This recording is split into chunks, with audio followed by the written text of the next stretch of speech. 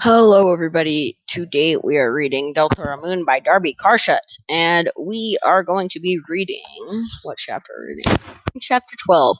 I'm going to try to get a bunch of chapters kicked out today, so just look out for those. Dang it. Hissing down, I reached and massaged my bare foot. That one that just. That one. The one that just discovered the kitchen table's leg. Nothing like a stub toe to wake a guy up. I limped over to the cabinet and grabbed a box of Cheerios, taking some from Ben's favorite cuss words out of from for a spin. Sorry, I'm messing up so much. Under my breath, of course, in case Dad was around. Except that the smell of brewed coffee in the open kitchen window told me my father had already left for his morning run to town and back. Ben, as usual, was still asleep. He hated mornings, and mornings hated him right back, with extreme prejudice. Yawning wide enough to pop my ears, I hitched up my pajama pants and swung by the sink for a clean bowl.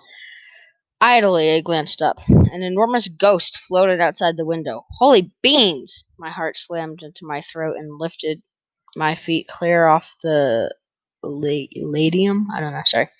The box tumbled from my hand. As I fumbled for a weapon that wasn't there, little Roundo spilled across the floor. Good morning, Matt. Sid peered in at me, nose pressed against the screen. The tiny wires formed a diamond pattern on his soft skin between his nostrils. Did I startle you? Whatever gave you that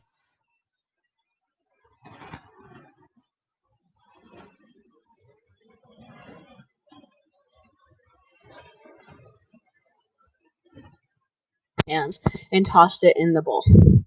Close enough to the 3-second rule. Besides giving me a freaking heart attack, glaring, I snagged the milk carton from the refrigerator and flopped down at the table and blew my hair from my eyes. Simply taking a turn about the place. He eyed my cereal. Might I have? No, I hunched over my bowl. Go scare the PJs off someone else. Great child. With a sniff, he wandered off. Yeah. I finished my bowl, then munched my way through a second one, wiping out the last of the milk. The front screen cracked open. Dressed in shorts and running shoes, Dad walked in, panting and wiping his face. Sweat soaked his t-shirt. Buenos dias, mijo. Passing by, he ruffled my hair. Hey, Dad. I wrinkled my nose and waved a hand in front of my face. Ew, gross. What are you saying? He paused.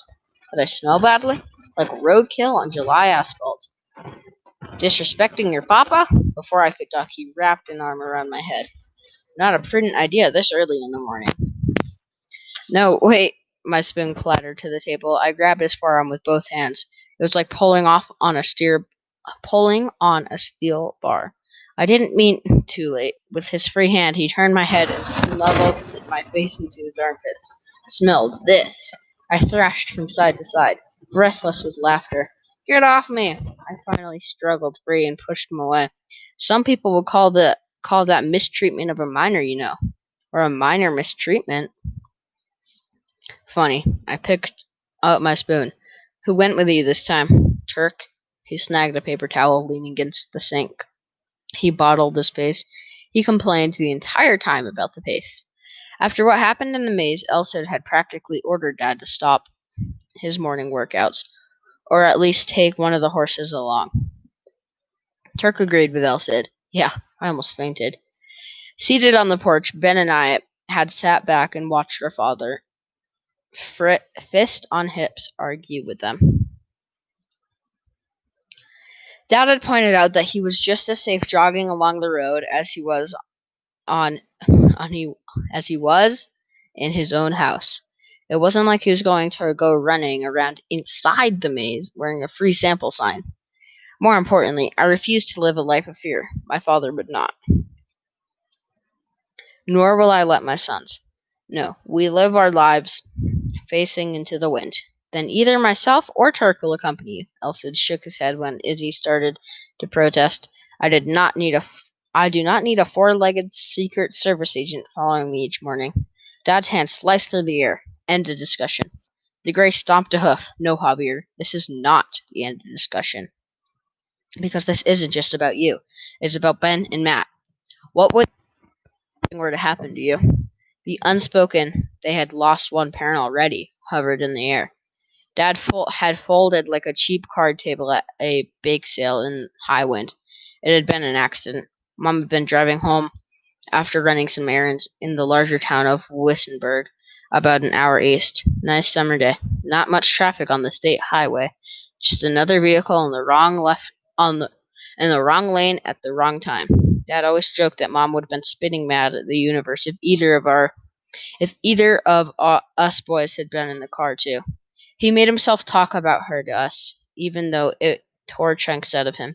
Sometimes I wished he would just try. It just made it worse. Worse for Ben, who remembered her better. Worse for me, listening to the false cheerfulness in Dad's voice.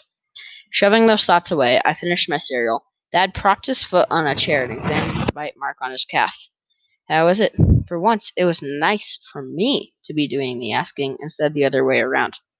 Thank you very much. In another week, it'll be nothing but a scar. Battle scar, just like mine. I took a deep breath.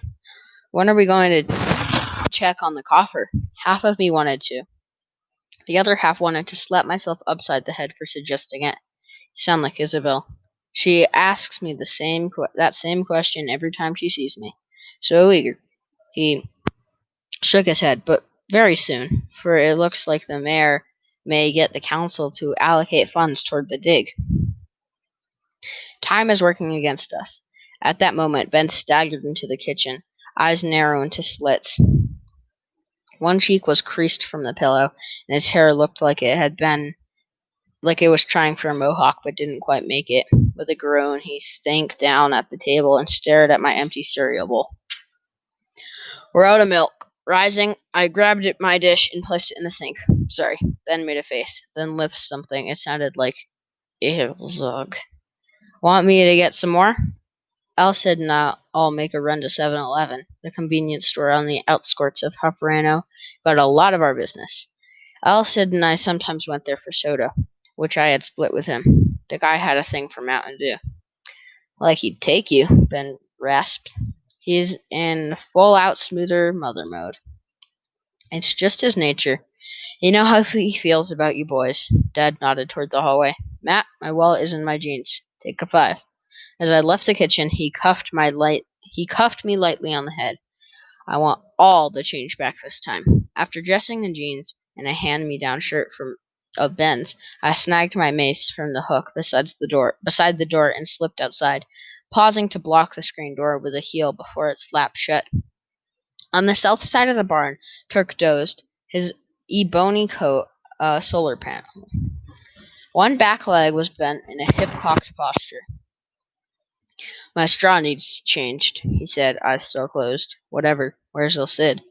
In the pasture, seeing a man about a horse. I rolled my eyes. That joke was barely funny the first 7 times he said it. Movement from beyond the barn. The crunch of hoof on gravel. El Cid appeared. He strolled over, his ears half question marks. Did I hear my name? We're out of milk. I told Ben I'd go get some. No, Matt. It's too dangerous. Plus, you still need to rest. I'm good. Really. I've been good for almost a week now. And Dad said it was okay for us to go. The gray flattened his ears, nostrils flaring in frustration. I might as well be livestock for all that anyone listens to me. He stomped over to the porch in an equine huff. Hooves okay? Javier cleaned them earlier. Just checking. I figured as much, but I wanted to show El Cid that I knew my job. He side he sid led he side led sidled sorry sideways up the porch. Well, didn't just stand there. Mount up. Using the middle step as a mounting block, I threw my leg over, then clambered up and settled into position. I threaded my right hand through the mace's leather loop. Okay, all set.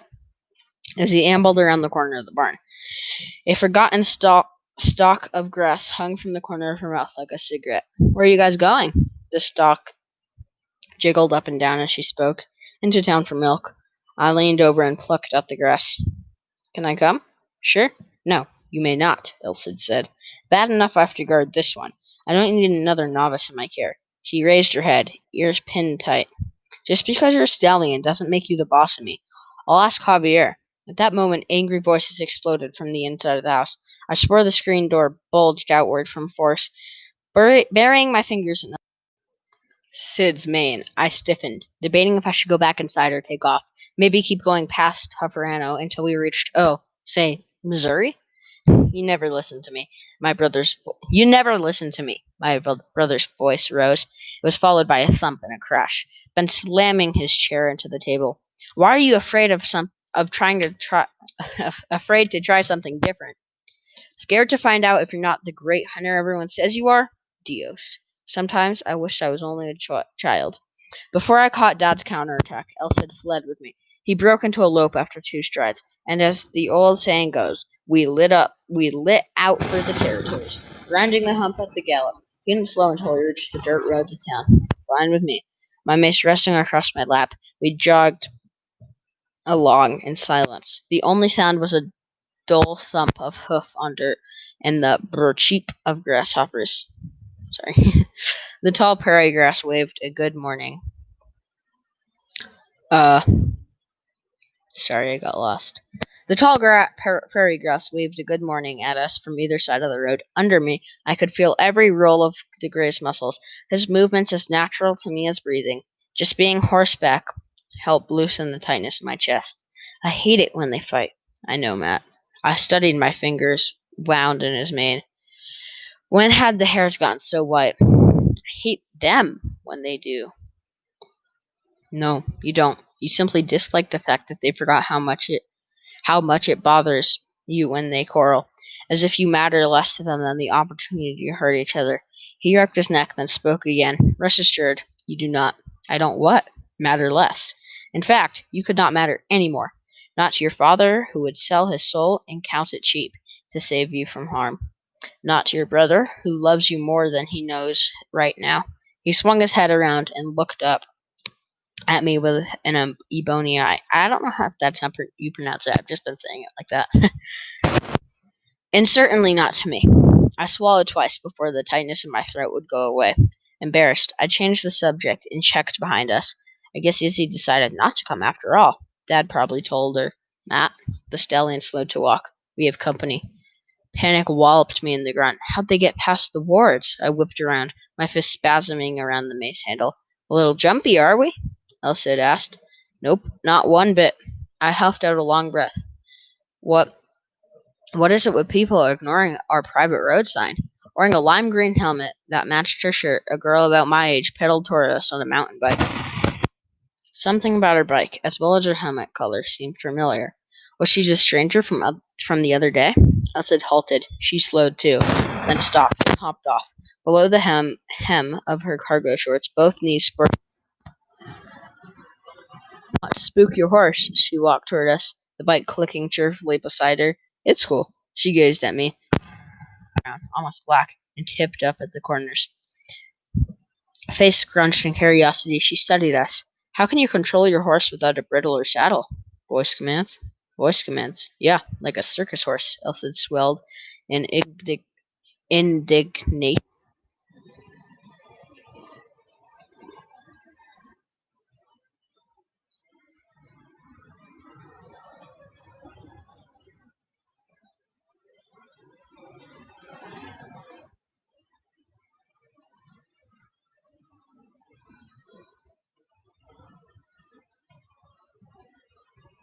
Name. My bad. Sorry, boy.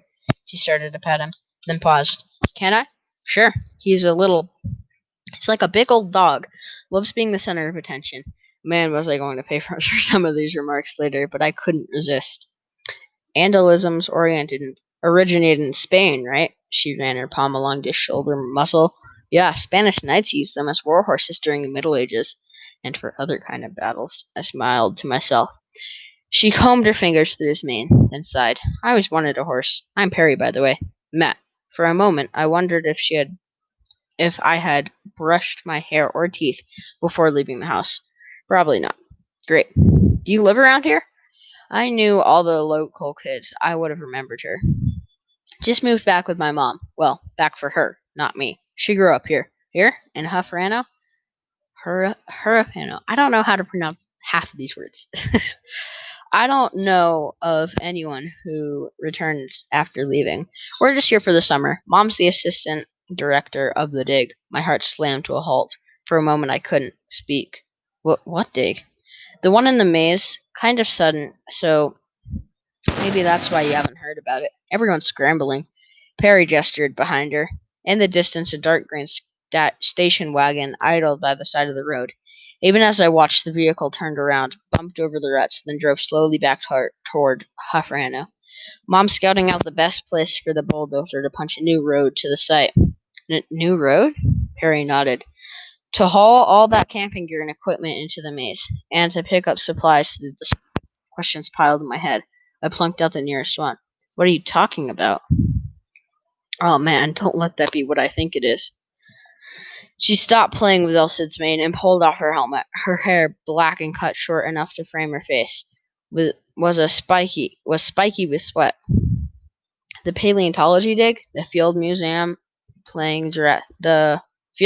site, bunch of scientists crawling all over El Labyrinto, playing Jurassic Park. She made a face, and Perry sitting around the camp, screaming, bored out of her mind. Elsid snorted and flung up his head, snarling at her as the stallion began backing up. I wrapped a hank of mane around my hand. I just remembered something. I gotta go. See ya. Oh, right. Perry stepped back. Well, nice to meet you, Matt. She put on her helmet and fastened the strap. Maybe I'll see you around this summer. I sure hope not. With a weak smile, I nodded. Elsid spun around so fast I almost fell off. Only my grip on his mane kept me from doing a rear planter in front of Perry. We bolted for home. That's the end of chapter 12. Thank you for listening. If you liked it, please like and subscribe. If you have any questions or comments, just put them down in the comments. Okay, bye.